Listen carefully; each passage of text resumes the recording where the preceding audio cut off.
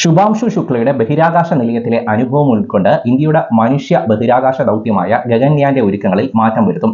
ഇന്ത്യയുടെ ബഹിരാകാശ ദൗത്യത്തിന്റെ ടീം ലീഡർ ആണ് ശുഭാംശു ശുക്ല. 2018 മുതൽ ISRO ഗഗൻയാന്റെ ഒരുക്കത്തിലാണ്. നമ്മുടെ ഒരുക്കങ്ങളുടെ കൃത്യത പരിശോധിക്കാൻ ആളില്ലാ വിക്ഷേപണത്തിന് തയ്യാറെടുക്കവെയാണ് ശുഭാംശു ശുക്ലയ്ക്ക് ബഹിരാകാശത്തേക്ക് പോകാനുള്ള അവസരം കിട്ടിയത്.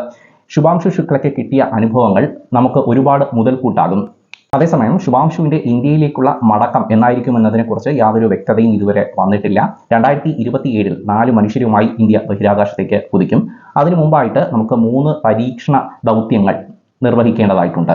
ഗഗൻയാൻ പേടകത്തിന്റെ അതേ വലിപ്പത്തിലും മാതൃകയിലുമുള്ള ഒരു പേടകമാണ് നമ്മൾ ബഹിരാകാശത്തേക്ക് പരീക്ഷണ ദൗത്യത്തിനായിട്ട് തയ്യാറാക്കുക.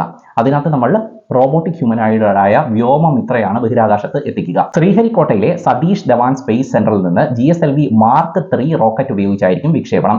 ഗുരുത്വാകർഷണത്തെക്കുറിച്ചുള്ള പരീക്ഷണങ്ങളായിരിക്കും നമ്മൾ നടത്തുക. 3735 കിലോ ആയിരിക്കും പേടകത്തിന്റെ ആകെ ഭാരം. 400 കിലോമീറ്റർ മുകളിലുള്ള ഭ്രമണപഥത്തിലായിരിക്കും നമ്മളതിനെ എത്തിക്കുക.